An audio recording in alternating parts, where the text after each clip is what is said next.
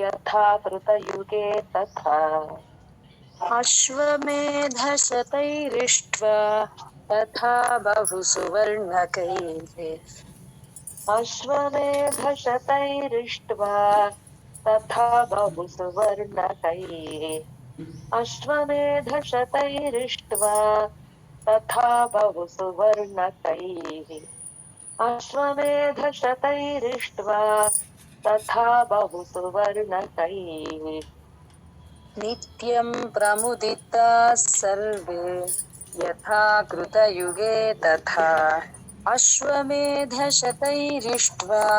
तथा बहुसुवर्णकैः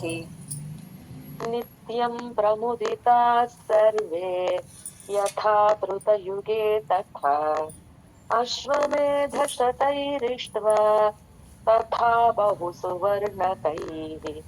नित्यं प्रमुदिताः सर्वे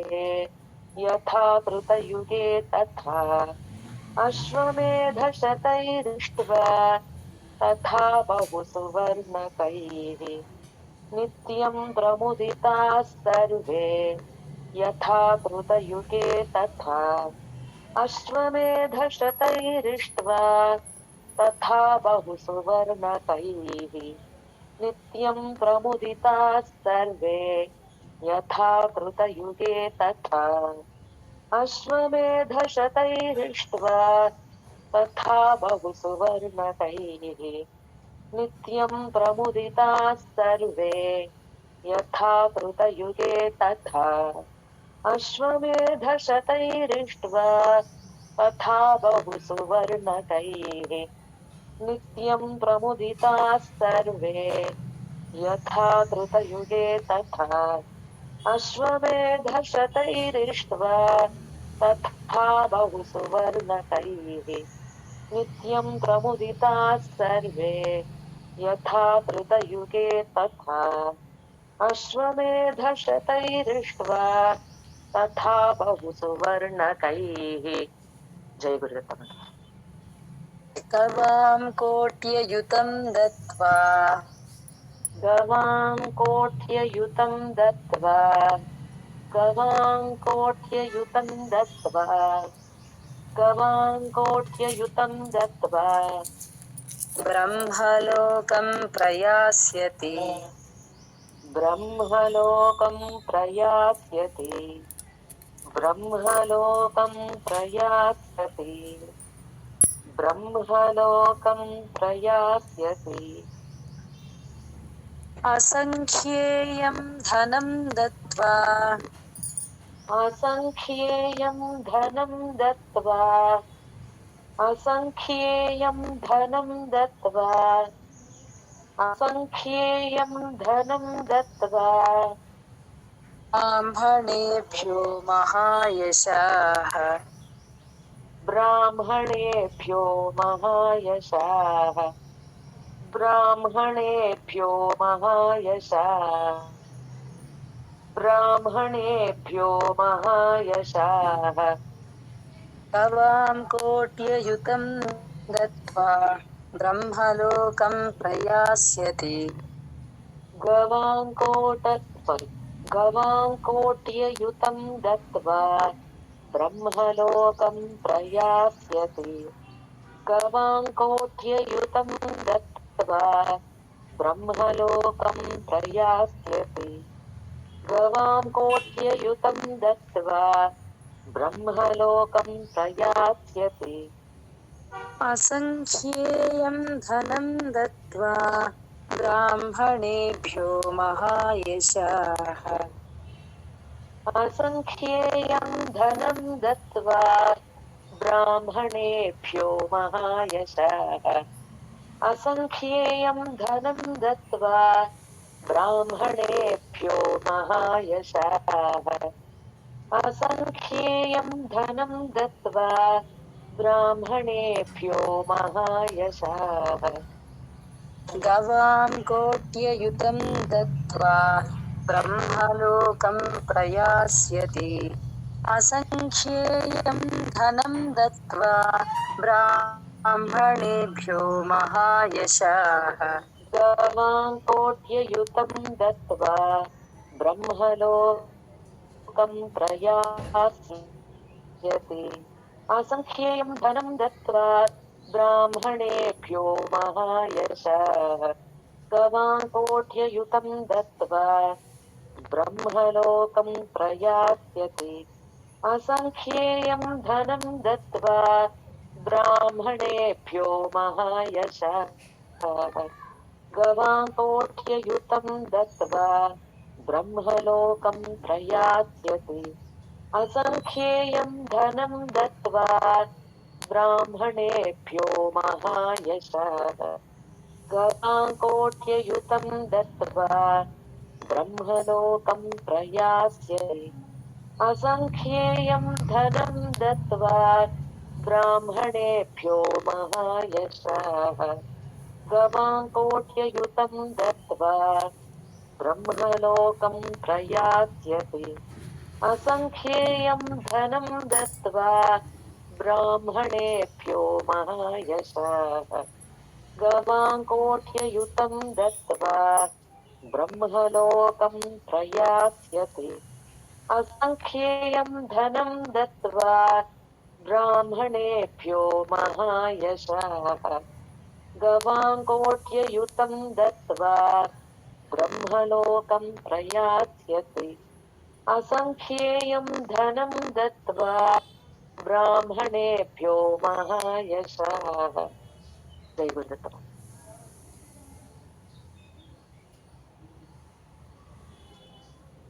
राजवंशान् शतगुणान् राजवंशान् शतगुणान् राजवंशान् शतगुणान् राजवंशान् शतगुणान् स्थापयिष्यति राघवः स्थापयिष्यति राघवः स्थापयिष्यति राघवः स्थापयिष्यति राघवः चातुर्वर्ण्यं च लोकेऽस्मिन् चातुर्वर्ण्यं च लोकेऽस्मिन् चातुर्वर्ण्यं च लोकेऽस्मिन् चातुर्वर्ण्यं च लोकेऽस्मिन् स्वे स्वे स्वे धर्मे नियोक्ष्यति स्वे स्वे धर्मे नियोक्ष्यति स्वे स्वे धर्मे नियोक्ष्यति स्वे स्वे धर्मे नियोक्ष्यति राजवंशान् शतगुणान् स्थापयिष्यति राघवः राजवंशान् शतगुणान् स्थापयिष्यति राघवः राजवंशान् शतगुणान् स्थापयिष्यति राघवः राजवंशान् शतगुणान् स्थापयिष्यति राघवः चातुर्वर्ण्यं च लोकेऽस्मिन् स्वे स्वे धर्मे नियोक्ष्यति चातुर्वर्ण्यं च लोकेऽस्मिन् स्वे स्वे धर्मे नियोक्ष्यति चातुर्वर्ण्यं च लोकेऽस्मिन् स्वे स्वे धर्मे नियोक्ष्यति चातुर्वर्ण्यं च लोकेऽस्मिन् स्वे स्वे धर्मे नियोक्ष्यति राजवंशान् शतगुणान् स्थापयिष्यति राघवः चातुर्वर्ण्यं च लोकेऽस्मिन् स्वे स्वे धर्मे नियोक्ष्यति राजवंशान् शतगुणान् स्थापयिष्यति राघवः चातुर्वर्ण्यं च लोकेऽस्मिन् स्वे स्वे धर्मे नियोक्ष्यति राजवंशान् शतगुणान् स्थापयिष्यति राघवः चातुर्वर्ण्यं च लोकेऽस्मिन् स्वे स्वे धर्मे नियोक्ष्यति राजवंशान् शतगुणान् स्थापयिष्यति राघवः चातुर्वर्ण्यं च लोकेऽस्मिन् स्वे स्वे धर्मे नियोक्ष्यति राजवंशान् शतगुणान् स्थापयिष्यति राघवः चातुर्वर्ण्यं च लोकेऽस्मिन् स्वे स्वे धर्मे नियोक्ष्यति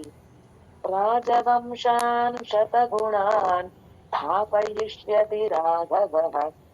चातुर्वर्ण्यं च लोकेऽस्मिन् स्वे स्वे धर्मे नियोक्ष्यति राजवंशान् शतगुणान् स्थापयिष्यति राघवः चातुर्वर्ण्यं च लोकेऽस्मिन् स्वे स्वे धर्मे नियोक्ष्यति राजवंशान् शतगुणान् स्थापयिष्यति राघवः चातुर्वर्ण्यं च लोकेऽस्मिन् स्वे स्वे धर्मे नियोक्ष्यति जय गुरुदत्त అయిపోయిందండి. అయిపోయింది మాకు ఖచ్చితంగా దశవర్షసహస్రాణి दशवर्षसहस्राणि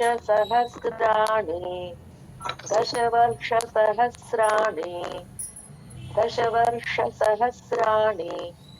దశవర్షశతాని చ दशवर्षशतानि च दशवर्षशतानि च दशवर्षशतानि च రామో రాజ్యముపాసిత్వా रामो राज्यमुपासित्वा रामो राज्यमुपासित्वा रामो राज्यमुपासित्वा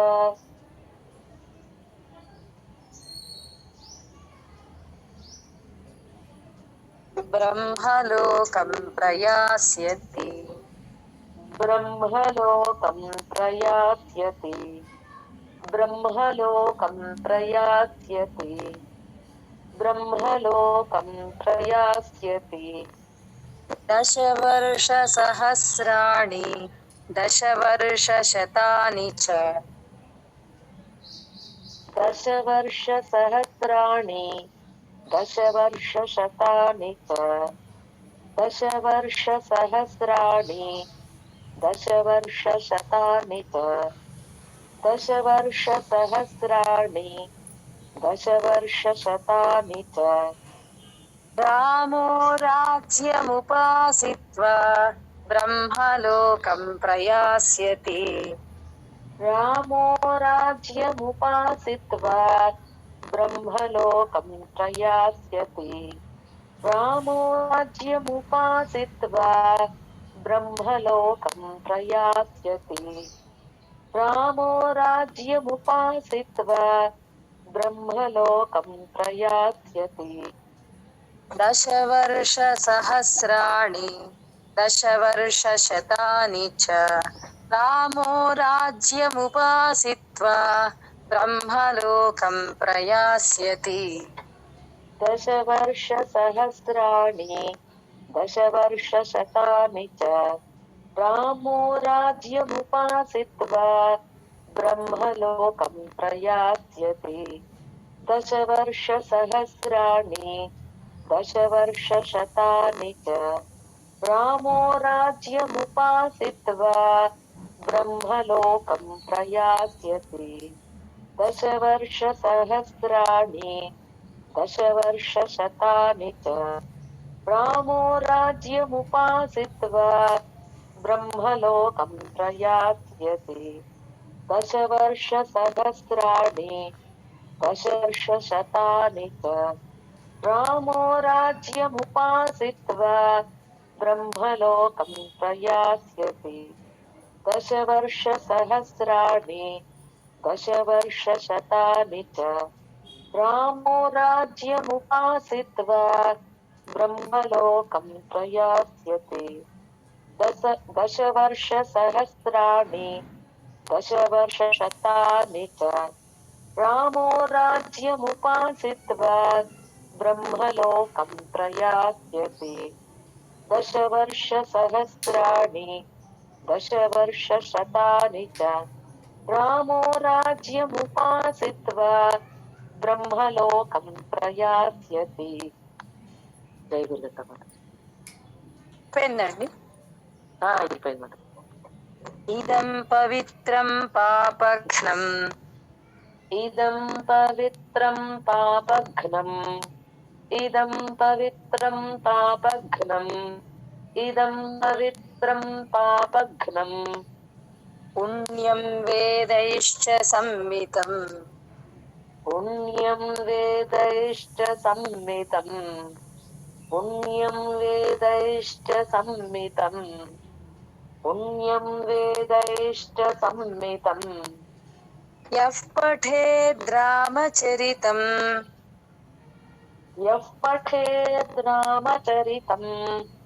యః పఠేద్ రామచరితం యః పఠేద్ రామచరితం సర్వపాపైః విసర్గ ఎఫ్ అండి సర్వపాపైః ప్రముచ్యతే సర్వపాపైః ప్రముచ్యతే సర్వపాపైః ప్రముచ్యతే సర్వపాపైః ప్రముచ్యతే ఇదం పవిత్రం పాపఘ్నం పుణ్యం వేదైశ్చ సంమితం ఇదం పవిత్రం పాపఘ్నం పుణ్యం వేదైశ్చ సంమితం ఇదం పవిత్రం పాపఘ్నం పుణ్యం వేదైశ్చ సంమితం ఇదం పవిత్రం పాపఘ్నం పుణ్యం వేదైశ్చ సంమితం యః పఠేద్ రామచరితం యా పక్కన విసర్గ కూడా ఎఫ్ అండి రెండు విసర్గలు ఎఫ్ సర్వపాపైః పక్కన విసర్గ యా పక్కన విసర్గ రెండు ఎఫ్ యః పఠేద్ రామచరితం సర్వపాపైః ప్రముచ్యతే యః పఠేద్ రామచరితం సర్వపాపైః ప్రముచ్యతే యః పఠేద్ రామచరితం సర్వపాపైః ప్రముచ్యతే యః పఠేద్ రామచరితం సర్వపాపైః ప్రముచ్యతే ఇదం పవిత్రం పాపఘ్నం పుణ్యం వేదైశ్చ సంమితం యః పఠేద్ రామచరితం సర్వపాపైః ప్రముచ్యతే ఇదం పవిత్రం పాపఘ్నం పుణ్యం వేదైశ్చ సంమితం యః పఠేద్ రామచరితం సర్వపాపైః ప్రముచ్యతే ఇదం పవిత్రం పాపఘ్నం పుణ్యం వేదైశ్చ సంమితం యః పఠేద్ రామచరితం సర్వపాపైః ప్రముచ్యతే ఇదం పవిత్రం పాపఘ్నం పుణ్యం వేదైశ్చ సంమితం యః పఠేద్ రామచరితం సర్వపాపైః ప్రముచ్యతే ఇదం పవిత్రం పాపఘ్నం పుణ్యం వేదైశ్చ సంమితం యః పఠేద్ రామచరితం సర్వపాపైః ప్రముచ్యతే ఇదం పవిత్రం పాపఘ్నం పుణ్యం వేదైశ్చ సంమితం యః పఠేద్ రామచరితం సర్వపాపైః ప్రముచ్యతే ఇదం పవిత్రం పాపఘ్నం పుణ్యం వేదైశ్చ సంమితం యః పఠేద్ రామచరితం సర్వపాపైః ప్రముచ్యతే ఇదం పవిత్రం పాపఘ్నం పుణ్యం వేదైశ్చ సంమితం యః పఠేద్ రామచరితం సర్వపాపైః ప్రముచ్యతే ఏతదాఖ్యానమాయుష్యం ఏతదాఖ్యానమాయుష్యం ఏతదాఖ్యానమాయుష్యం ఏతదాఖ్యానమాయుష్యం పఠన్ రామాయణం నరః పఠన్ రామాయణం మొదటి ఎంఏ కదండి ఎక్కడండి ఎఫ్ నారాయణం ఎంఏ కదా అంటున్నానండి ఏదైనా చెప్పండి రామాయణం అంటేనే బాగుంటుంది पठन् रामायणं नरः पठन् रामायणं नरः पठन् रामायणं नरः पठन् रामायणं नरः सपुत्रपौत्रः सगणः सपुत्रपौत्रः सगणः सपुत्रपौत्रः सगणः सपुत्रपौत्रः सगणः प्रेत्य स्वर्गे महीयते प्रेत्य स्वर्गे महीयते प्रेत्य स्वर्गे महीयते प्रेत्य स्वर्गे महीयते एतदाख्यानमायुष्यम् पठन् रामायणं नरः एतदाख्यानमायुष्यम् पठन् रामायणं नरः एतदाख्यानमायुष्यम् पठन् रामायणं रामायुष्यम् पठन् रामायणं नरः सपुत्रपौत्रः सगणः प्रेत्य स्वर्गे महीयते सपुत्रपौत्रः सगणः प्रेत्य स्वर्गे महीयते सपुत्रपौत्रः सगणः प्रेत्य स्वर्गे महीयते सपुत्रपौत्रः सगणः प्रेत्य स्वर्गे महीयते एतदाख्यानमायुष्यम् पठन् रामायणं नरः सपुत्रपौत्रः सगणः प्रेत्य स्वर्गे महीयते एतदाख्यानमायुष्यम् पठन् रामायणं नरः सपुत्रपौत्रः सगणः प्रेत्य स्वर्गे महीयते एतदाख्यानमायुष्यम् पठन् रामायणं नरः सपुत्रपौत्रः सगणः प्रेत्य स्वर्गे महीयते एतदाख्यानमायुष्यम् पठन् रामायणं नरः सपुत्रपौत्रः सगणः प्रेत्य स्वर्गे महीयते एतदाख्यानमायुष्यम् पठन् रामायणं नरः सपुत्रपौत्रः सगणः प्रेत्य स्वर्गे महीयते మాతాజీ ఫస్ట్ పాదం కొంచెం తప్పిపోతుంది ఒక్కసారి చెప్పండి ఏంటండి ఫస్ట్ పాదం అది మారిపోతుంది ఒక్కసారి చెప్పండి ఏతదాఖ్యానమాయుష్యం ఓకే ఏతదాఖ్యానమాయుష్యం పఠన్ రామాయణం నరః సపుత్రపౌత్రः సగణः ప్రేత్య స్వర్గే మహీయతే एतदाख्यानमायुष्यम् पठन् रामायणं नरः सपुत्रपौत्रः सगणः प्रेत्य स्वर्गे महीयते एतदाख्यानमायुष्यम् पठन् रामायणं नरः सपुत्रपौत्रः सगणः प्रेत्य स्वर्गे महीयते एतदाख्यानमायुष्यम् पठन् रामायणं नरः सपुत्रपौत्रः सगणः प्रेत्य स्वर्गे महीयते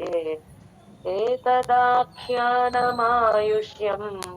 पठन् रामायणं नरः सपुत्रपौत्रः सगणः प्रेत्य स्वर्गे महीयते जय गुरुदेव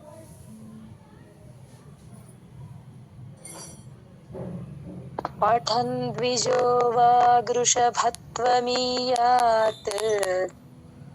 पठन् द्विजो वागृषभत्वमीयात् पठन् द्विजो वागृषभत्वमीयात् पठन् द्विजो वागृषभत्वमीयात् स्यात् क्षत्रियो भूमिपतित्वमीयात् स्यात् क्षत्रियो भूमिपतित्वमीयात् स्यात् क्षत्रियो भूमिपतित्वमीयात् स्यात् क्षत्रियो भूमिपतित्वमीयात् वणिज्जनः पण्य विसर्ग एफ् अंडी वणिज्जनः पण्यफलत्वमीयात् वणिज्जनः पण्यफलत्वमीयात् वणिज्जनः पण्यफलत्वमीयात् वणिज्जनः पण्यफलत्वमीयात् जनश्च शूद्रोऽपि महत्त्वमीयात् जनश्च शूद्रोऽपि महत्त्वमीयात् जनश्च शूद्रोऽपि महत्त्वमीयात् जनश्च शूद्रोऽपि महत्त्वमीयात् पठन् द्विजो वा गृषभत्वमि पठन् द्विजो वा गृषभत्वमीयात् स्यात् क्षत्रियो भूमिपतित्वमीयात् पठन् द्विजो वा वृषभत्वमीयात् स्यात् क्षत्रियो भूमिपतित्वमीयात् पठन् द्विजो वा वृषभत्वमीयात् स्यात् क्षत्रियो भूमिपतित्वमीयात् पठन् द्विजो वा वृषभत्वमीयात् स्यात् क्षत्रियो भूमिपतित्वमीयात् वणिज्जनः पण्यफलत्वमीयात् जनश्च शूद्रोऽपि महत्त्वमीयात् वणिज्जनः पण्यफलत्वमीयात् जनश्च शूद्रोऽपि महत्त्वमीयात् वणिज्जनः पण्यफलत्वमीयात् जनश्च शूद्रोऽपि महत्त्वमीयात् वणिज्जनः पण्यफलत्वमीयात् जनश्च शूद्रोऽपि महत्त्वमीयात् पठन् द्विजो वा गृषभत्वमीयात् स्यात् क्षत्रियो भूमिपतित्वमीयात् वणिज्जनः पण्यफलत्वमीयात् जनश्च शूद्रोऽपि महत्त्वमीयात् पठन् द्विजो वा वृषभत्वमीयात् स्यात् क्षत्रियो भूमिपतित्वमीयात् वणिज्जनः पण्यफलत्वमीयात् जनश्च शूद्रोऽपि महत्त्वमीयात् पठन् द्विजो वा वृषभत्वमीयात् स्यात् क्षत्रियो भूमिपतित्वमीयात् वणिज्जनः पण्यफलत्वमीयात् जनश्च शूद्रोऽपि महत्त्वमीयात् पठन् द्विजो वा वृषभत्वमीयात् स्यात् क्षत्रियो भूतित्वमीयात् वणिज्जनः पण्यफलत्वमीयात् जनश्च शूद्रोऽपि महत्त्वमीयात् पठन् द्विजो वा वृषभत्वमीयात् स्यात् क्षत्रियो भूमिपतित्वमीयात् वणिज्जनः पण्यफलत्वमीयात् जनश्च शूद्रोऽपि महत्त्वमीयात् पठन् द्विजो वा वृषभत्वमीयात् स्यात् क्षत्रियो भूमिपतित्वमीयात् वणिज्जनः पण्यफलत्वमीयात् जनश्च शूद्रोऽपि महत्त्वमीयात् पठन् द्विजो वा वृषभत्वमीयात् स्यात् क्षत्रियो भूमिपतित्वमीयात् वणिज्जनः पण्यफलत्वमीयात् जनश्च शूद्रोऽपि महत्त्वमीयात् पठन् द्विजो वा वृषभत्वमीयात् स्यात् क्षत्रियो भूमिपतित्वमीयात् वणिज्जनः पण्यफलत्वमीयात् जनश्च शूद्रोऽपि महत्त्वनीयात्। जय गुरुदत्त माताजी। इत्यार्षे श्रीमद् रामायणे आदिकाव्ये संक्षेपो नाम प्रथमः सर्गः। इति श्री शतश्लोकी रामायणं समाप्तम्। మాతాజీ వాల్మీకి ఉందండి, ఇది శ్రీ శతశ్లోకి వాల్మీకి రామాయణం వాల్మీకి అక్కర్లేదు అంటే అప్పాజీ ఆడియోలో లేదు. అంటే ఇక్కడ ఉంది మాతాజీ, సో నోట్ చేసుకున్నాం. ఆడియోలో లేదు. ఇత్యార్షే మాతాజీ ఒక్కసారి అండి, ఒకసారి చెప్పండి. 3 సార్లు చెప్పండి.